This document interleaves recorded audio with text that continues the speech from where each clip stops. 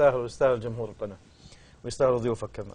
الله يسعدك. طبعا الموقف حصل معي، أنا كنت سابقا عسكري وتقاعدت، لكن الموقف هذا حصل معي في المستشفى العسكري. طبعا بالعادة أدخل المستشفى لا لوحة اسم ولا حتى أحد يعرف علي تفاصيل، لأن هذا عسكري بس أتكلم بأي لهجة براحتي.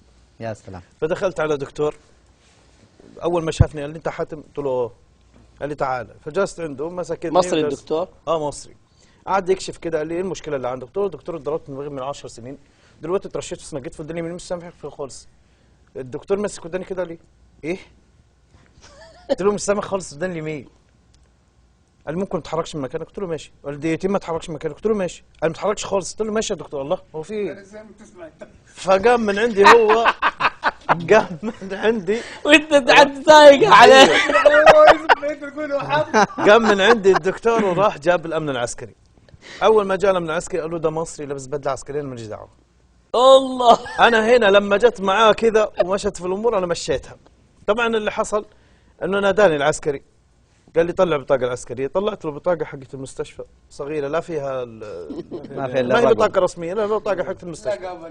قال لي اعطيني البطاقه العسكريه، ابغى البطاقه العسكريه. قلت له معيش. قال ليش؟ قلت له معيش. قال معكش؟ انا عايز اسمع ايش دي، تعال. يجرني معاه، فجلست سويت لهم موقف ما حصل في حياتهم. حتى وصلت الى مدير المستشفى الله يمسيه بالخير. وانت لسه تتكلم مصري؟ مصري، وحتى وصلت عندهم ومشيت على اني مصري لحد ما وصلت مدير المستشفى الله يمسيه بالخير. وما ضحكت هذا كله يا حاتم؟ ما شاء الله ما في احد عرف الى الان. لا انت ماسك نفسك. لا ما اضحك. ما شاء الله عليك. انا دم مواقف. هذا ميزه حاتم ما يضحك، هذا اعرف. طبعا 10 سنين الموضوع هذا، مو يوم ولا يوم، اكثر من 10 سنين. اسلم. طبعا وصلت الى حد مدير المستشفى الله يمسيه بالخير اللي هو غالب حريبه الجهني.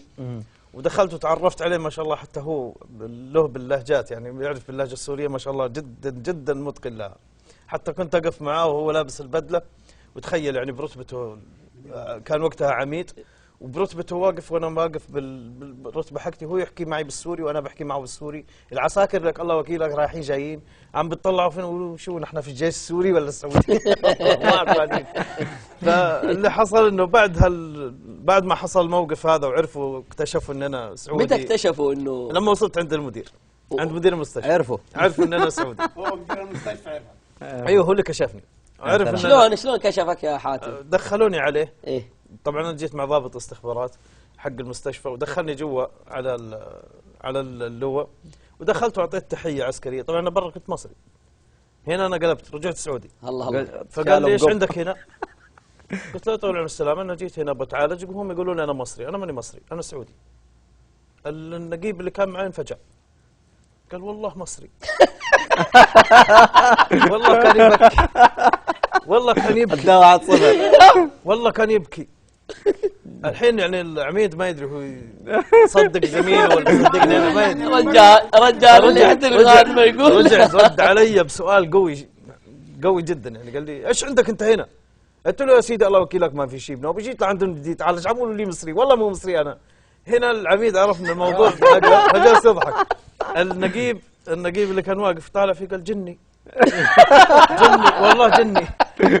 فدخل السكرتير شهري الله يمسيه بالخير برضه. طبعا تعرف حتى لهجة الجنوب جميلة جدا، خاصة لهجة بني شهر.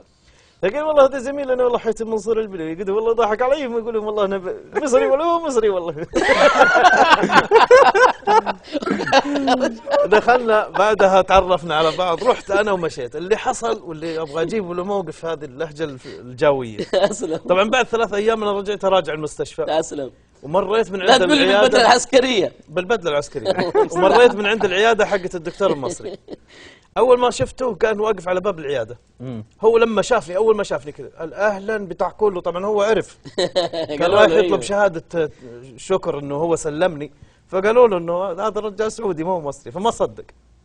قال لك بعدها اهلا لما شافني هو الدكتور، اول ما شافني قال لي اهلا بتاع كله. كانت وراه واقفه وحده فلبينيه مستخدمه في نفس المستشفى الله يكرمكم كل المستمعين والحضور والمشاهدين، كانت تمسح السيراميك.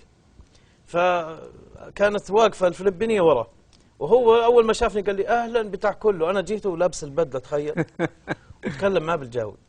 السلام عليكم كيف حال دكتور؟ مية مية. الفلبينيه اول ما شافتني قالت وين ما بيجي سعودي.